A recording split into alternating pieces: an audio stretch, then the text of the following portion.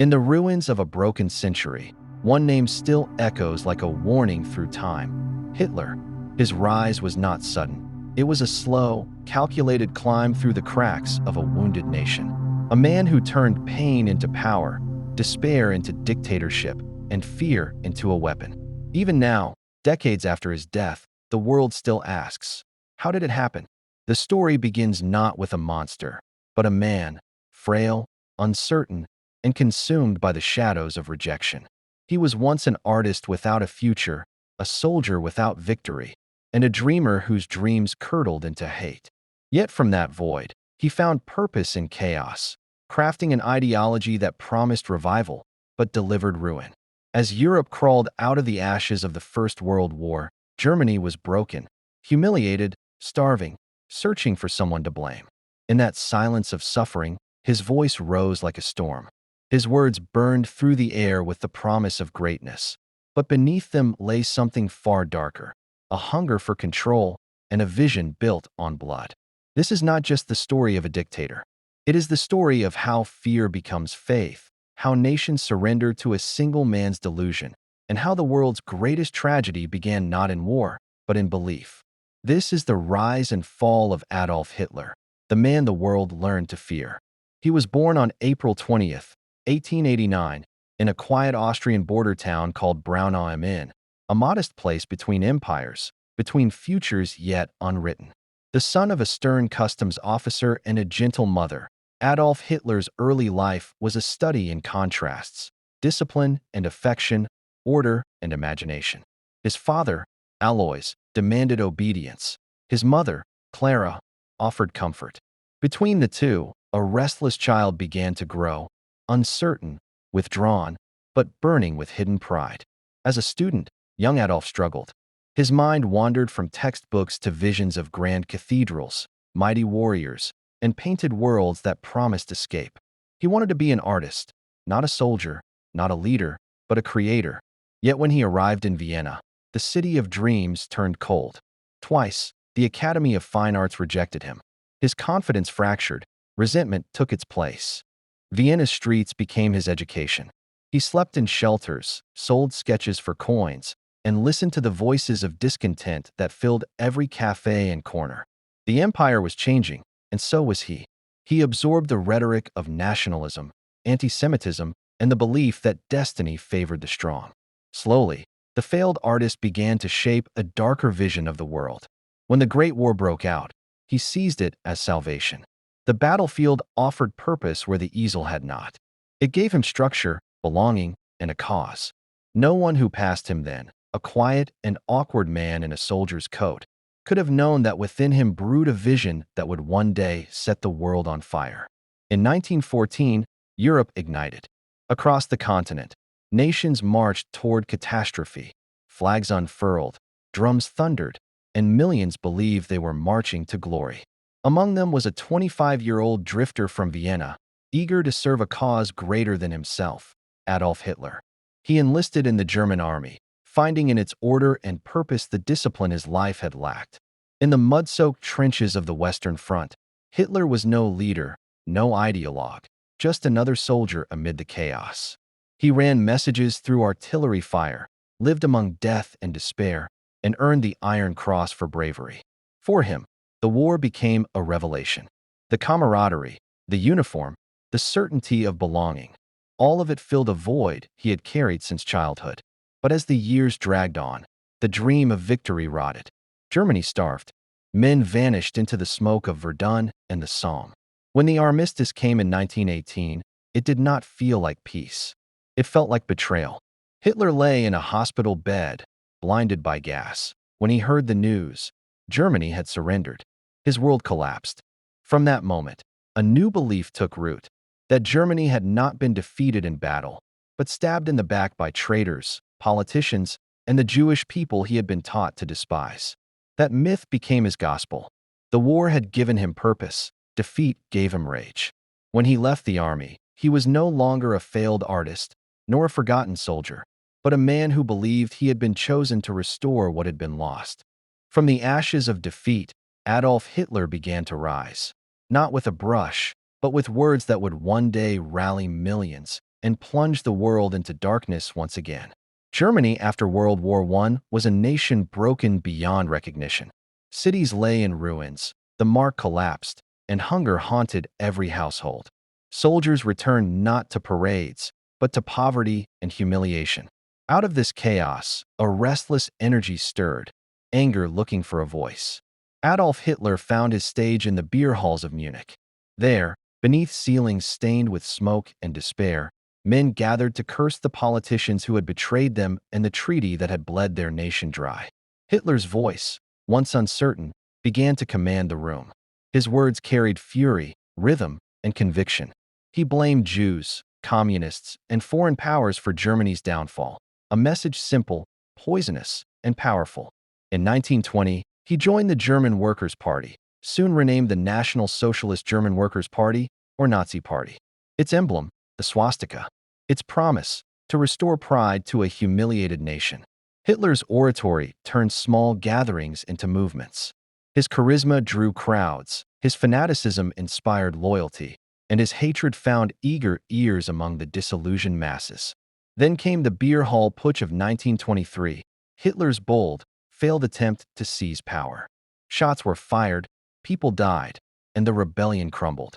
Arrested and charged with treason, he faced the court not with shame, but with defiance. His trial became his platform. "History will absolve me," he declared, and the nation listened. In prison, he turned defeat into doctrine. There, he wrote Mein Kampf, outlining his vision of racial purity, total control, and revenge. By the time he walked free, Hitler was no longer just a fringe agitator. He was a man with a movement, an idea, and a destiny. The seeds had been planted. Germany's next crisis would be his opportunity. January 30th, 1933, a cold Berlin night. Torches burned through the streets as Adolf Hitler was sworn in as Chancellor of Germany. Crowds gathered, their cheers echoing through the Brandenburg Gate. To many, it felt like rebirth, the rise of a strong man who promised to restore greatness. But behind the triumphal flames, the shadow of dictatorship had already begun to grow. Within weeks, the machinery of control began to turn. The Reichstag fire in February provided the perfect pretext. Hitler claimed it was the work of communists and demanded emergency powers to protect the nation. The Reichstag fire decree stripped citizens of freedom, of speech, press, and privacy.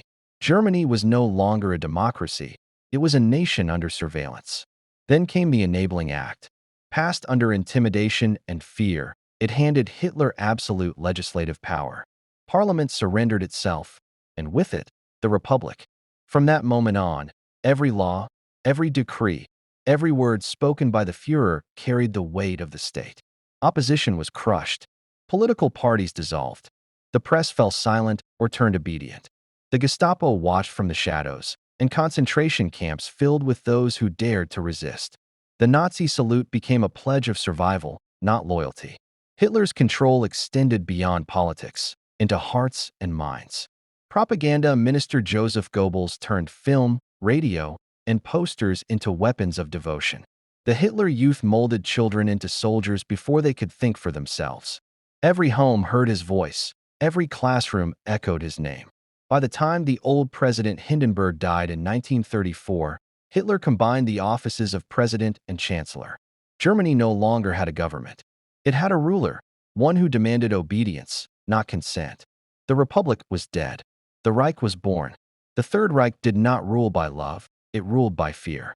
Across Germany, silence became survival, and suspicion became a weapon. Neighbors whispered, families turned inward, and trust itself began to vanish. At the center of it all stood the Gestapo, the secret police born from terror and obedience. They needed no uniform to command fear. Only a knock at midnight, a quiet disappearance, a name scratched off a record. People vanished into the system, political opponents, teachers, priests, even those who told the wrong joke in a cafe. The Reich's power was not only in its laws, but in the uncertainty of who would be next. Propaganda did the rest. Joseph Goebbels orchestrated an empire of illusion. Posters, parades, films, and broadcasts that turned Hitler into something larger than life. The Führer myth was carefully crafted, a savior chosen by destiny, the voice of the nation, the man who never slept and never erred. Every photograph, every speech, every symbol fed into the idea that Germany's future depended on his will alone. Fear and faith became twin pillars of control. The SS, led by Heinrich Himmler, enforced racial purity and loyalty to the state. Concentration camps expanded, first for enemies, then for the undesirable. Behind the walls, cruelty was systematized, cold, bureaucratic, efficient. The Nazi regime had turned terror into policy. Rallies in Nuremberg transformed politics into theater. Seas of banners, rhythmic chants, and blazing torches created the illusion of unity, drowning doubt in spectacle. It wasn't merely control of the body, it was the colonization of the mind. To the world beyond Germany, these displays were both mesmerizing and horrifying. A modern state had become a machine of fear, fueled by fanaticism and precision. And at its center stood one man, calm, absolute, unopposed. In September 1939, the world awoke to thunder. German tanks rolled across the Polish border, their treads grinding into history. The Blitzkrieg, or Lightning War, had begun, a strategy of speed, surprise, and overwhelming force. Planes darkened the sky, artillery shattered defenses, and within weeks, Poland was gone. Europe trembled. Britain and France declared war, but their armies were slow, cautious, still fighting the last war while Hitler had already invented the next. In the spring of 1940, the German war machine struck again, through Denmark, Norway, Belgium, and finally France. Like dominoes, nations fell. Paris surrendered within weeks. Hitler stood before the Eiffel Tower, triumphant. The empire he dreamed of was becoming real. But behind this triumph burned arrogance. Victory came too easily, feeding the illusion of invincibility. His generals warned of limits. Hitler saw only destiny. In every advance, he sensed validation, a chosen mission to reshape the world. The Nazi banner spread across Europe, from the North Sea to the Balkans. Then came the sky. The Battle of Britain would test his reach. Wave after wave of bombers roared across the Channel, seeking to break Britain's spirit. Yet London burned and did not break. Civilians huddled in subways, defiant, their courage illuminating the dark. For the first time, the Blitzkrieg stalled. Still, Hitler's ambition expanded. He turned his gaze east, toward the vast lands of Russia. His generals hesitated, but he saw opportunity, space, resources, destiny. Operation Barbarossa would be the greatest invasion in history. As the tanks rumbled toward the Soviet border in 1941, few understood the scale of what was coming. The war had become total. It was no longer about borders. It was about domination, ideology, and survival. The lightning of Blitzkrieg had set the world on fire. While war raged across continents, another campaign unfolded in silence and shadow. Behind the front lines, far from the thunder of tanks, Hitler's regime pursued a different kind of conquest, one aimed not at land, but at lives. It was the systematic destruction of entire peoples, planned in cold precision, wrapped in the machinery of the state. The seeds had been sown years before, in speeches, in propaganda, in whispered lies that painted millions as enemies within. The Jews, the Roma, the disabled, the political dissidents, all marked for erasure in the name of purity. What began with boycotts and ghettos evolved into something far more monstrous, the final solution. Trains crisscrossed Europe, carrying human cargo toward places with names that would forever scar history. Auschwitz, Treblinka, Sobibor. Smoke rose from chimneys, carrying with it the silence of millions. Inside, the rhythm of extermination was industrial. Gas chambers, crematoria, lists, records, death reduced to numbers. Those who survived spoke of horror beyond words. Families torn apart, faces pressed against the cold of cattle cars, the endless hunger, the ash that fell like snow. And yet, within that darkness, sparks of resistance glimmered. Uprisings in ghettos, escapes through forests, quiet acts of defiance that declared, even in despair, we are still human. The Allies would later uncover the camps, their soldiers stunned into silence. Cameras rolled, capturing what the world refused to believe. Piles of shoes, bones, names reduced to numbers, the cost of hatred made visible. The Holocaust was not only the darkest chapter of Hitler's reign, it was humanity's reckoning with itself. It asked a question that still echoes. How could civilization, so proud of its progress, descend into such deliberate cruelty? And in that question lies the true shadow of Hitler's legacy. By 1943, the tides of war had shifted. The once invincible Reich began to crumble under the weight of its own arrogance. Hitler's armies, stretched thin across continents, faced the merciless winter of Russia, a graveyard for empires. The red banners of the Soviet advance drew closer, and the dream of a thousand-year rule began to rot in the cold. His once roaring war machine faltered, bleeding men and steel into the snow. Yet in his bunker, far removed from the cries of dying soldiers, Hitler refused to see the truth. His obsession with control blinded him to the empire's slow, inevitable decay. As the Allies stormed through Europe, the facade of invincibility shattered. Cities once conquered by Nazi power now lay in ruin, and once fierce generals whispered doubts in the dark. Hitler's paranoia deepened. He trusted no one, saw betrayal in every glance, and demanded loyalty as the world collapsed around him. The bunker beneath Berlin became his tomb long before his death, a place where denial echoed louder than reason. By 1945, Berlin was a smoldering ruin. Soviet shells pounded the heart of the Reich, while Hitler ranted over maps that no longer reflected reality. His empire, once built on fear, propaganda, and iron command, was now nothing more than rubble and ashes. He spoke of miracles that would never come, of divisions that no longer existed. Outside, the city burned. Inside, madness reigned. On April 30th, 1945, as the Soviet troops closed in, Hitler made his final decision. In that claustrophobic bunker, surrounded by the ruins of his empire, he chose death over surrender. A gunshot broke the silence that had haunted Europe for 12 years. The man who once commanded nations ended his life in darkness. His final act, a coward's escape from the world he had set ablaze. When the guns finally fell silent in 1945, the echoes of Adolf Hitler's ambitions still thundered across the ruins of Europe. Cities lay in ashes, nations scarred, and millions of lives extinguished in the wake of one man's vision of supremacy.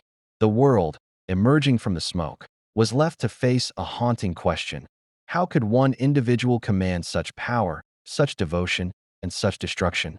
The legacy of Hitler is not confined to history books. It lingers in the collective memory of humanity. His reign exposed the terrifying fragility of civilization, how easily truth can be twisted, and how fear can be weaponized to bind a nation. For a time, he reshaped the world's order, driving both awe and terror. But in the end, his empire of hate collapsed under the weight of its own madness. The Nuremberg trials that followed became humanity's reckoning. The world demanded justice, not just for the victims, but for the idea that truth and morality must stand above power. Germany was divided, Europe rebuilt, and the phrase "never again" became more than a vow. It became a moral compass for generations to come. Yet, Hitler's story endures not only as a warning, but as a reflection of the human condition, our capacity for blind loyalty, fear, and ambition. His rise revealed how fragile democracy can be when poisoned by hate, and his fall proved that tyranny, no matter how fearsome, is not eternal. Today, Hitler's name remains a symbol of fear, of evil, and of the consequences of silence. His empire crumbled, but his shadow continues to remind the world that vigilance is the price of freedom. History remembers him not for his power, but for the devastation it unleashed, a reminder that even in the darkest chapters, humanity must choose the light.